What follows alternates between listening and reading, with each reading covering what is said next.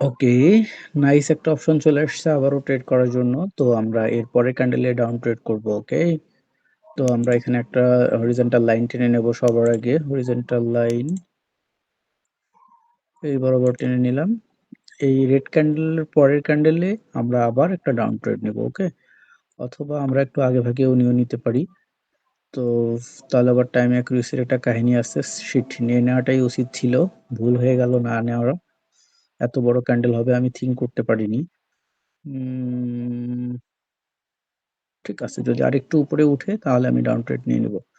Minimum এই পর্যন্ত উপরে উঠলে আমি একটা ডাউন ট্রেড নিয়ে নেব। তারপরে একটা রিস্ক নিয়ে একটা ডাউন ট্রেড নিলাম।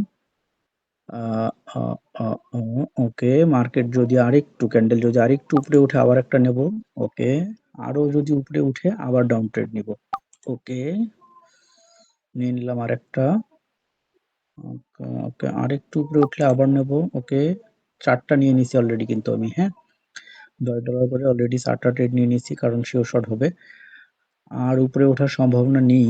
তারপর যদি উঠে একদম উপর পর্যন্ত অর্থাৎ ওপেনিং পর্যন্ত যদি উঠে, শিট, টাইম শেষ। টাইম থাকলে আর একটা নিতে পারতাম, হ্যাঁ। সো টাইম শেষ হয়ে গেছে, নো প্রবলেম। এই যে কয়টা নিয়েছি আমি এখানে একটু ডিটেলস দেখি। আমরা এখানে 4টা ট্রেড নিয়েছি, তাই না?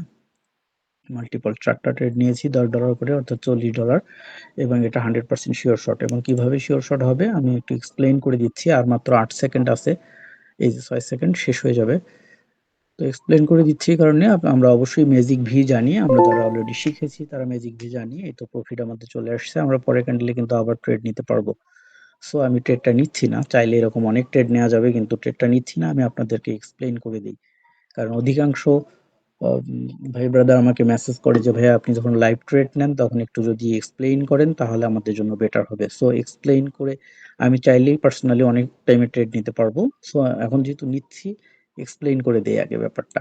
সর্বপ্রথম আমি যেটা খেয়াল করি, অনেকেই বলে যে ট্রেড করার জন্য অনেক কিছু জানতে হবে, এই লাগবে সেই লাগবে, অমুক তমুক। আবার অনেকে আমার উপর অভিমান করে যে ভাইয়া যা নিয়ে ট্রেড করে সবকিছু আমাদেরকে দেয় না।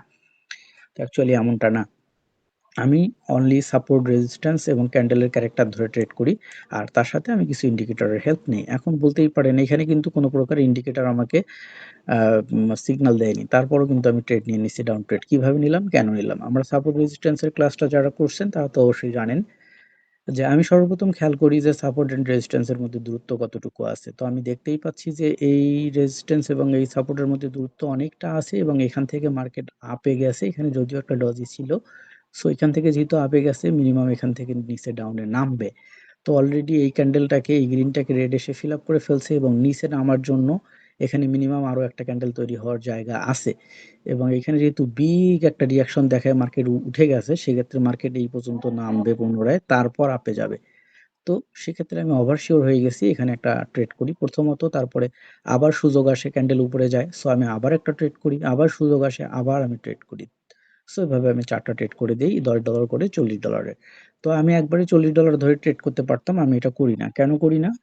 যে আমার যদি সামহাও অ্যানালাইসিস ভুল হয়ে লস হয়ে যায় তাহলে কিন্তু একবারে $40 চলে যাবে। আর আমি যখন $10 ধরে রাখছি, এই $10 করে আমি একটা ট্রেড করছি, আবার ওভার শিওর হইছে, আবার আরেকটা ক্লিক করে দিছি, ওভার শিওর হইছে, আরেকটা ক্লিক করে দিছি, তাই না? সো আমি এই ওয়েতেই যাই, যার যে ওয়েটা ভালো লাগে।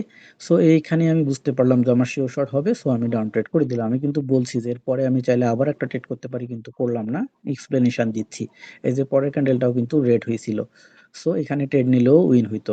আর যেটা বলছিলাম যে এই ক্যান্ডেলটা যেহেতু এইখানে বিগ রিয়াকশন দেখে বড় হইছে, এবং ম্যাজিক ভিকে যদি আমরা অনুসরণ করি তাহলে লাইক এদিক দিয়ে আপ, এদিক দিয়ে ডাউন। তো সেক্ষেত্রে এটা কতদূর নামবে, যেহেতু এখানে ব্রেকআউট করে ফেলছে অলরেডি বডি দিয়ে, এই যে রেজিস্ট্যান্স এসএনআর লেভেলটাকে ব্রেকআউট করে ফেলছে, তার মানে এই পর্যন্ত নামবে। তো এক্সাক্ট কথা ঠিক, এই পর্যন্ত নামছে। তারপরে কি মার্কেট এখান থেকে ব্যাক করবে সাপোর্ট রেজিস্ট্যান্সের লজিক অনুসারে। তো মার্কেট এখান থেকে ব্যাক করা শুরু করছে। আবার কোন পর্যন্ত উঠবে, মিনিমাম এই পর্যন্ত উঠবে। চাইলে এখানেও কিন্তু একটা আপট্রেড করা যায়। ওকে, থ্যাংক ইউ। আশা করি আমি ছোট, ছোট করে দিচ্ছি এইজন্যই যে যাতে লং টাইম ধরে লং আলোচনায় এবং লং কিছু দেখে আপনারা বোর ফিল না করেন। এজন্য শর্ট, শর্ট করে দিচ্ছি। যখন একটা করে শিওর শট নিচ্ছি তখনই এটাকে ভিডিও করে দিয়ে দিচ্ছি। Okay, thank you. Uh practice and practice and practice, এর উপরে আর অন্য কিছু নাই। আর ২ নম্বর হচ্ছে শান্ত মস্তিষ্ক। এটা অবশ্যই থাকতে হবে আপনার। দেখেন কথা কিন্তু ঠিকঠাক। মার্কেট এই পর্যন্ত উঠছে না। এটাকে ব্রেকআউট করে গেছে কিন্তু অলরেডি। তো আমাদের টার্গেট কি? এই পর্যন্ত উঠবে আমাদের টার্গেট ছিল। মানে আমরা এখানে কিন্তু আপডেট করতে পারতাম। একটু আগে বলছি। কিন্তু আমরা করিনি। তো চাইলে এখানে আপডেট করলেও কিন্তু এটা উইন হতো। দেখেন মার্কেট কিন্তু এই পর্যন্ত চলে গেছে। এইটাকে কিন্তু আর ব্রেকআউট করবে না। ওকে? তো গুড নাইট।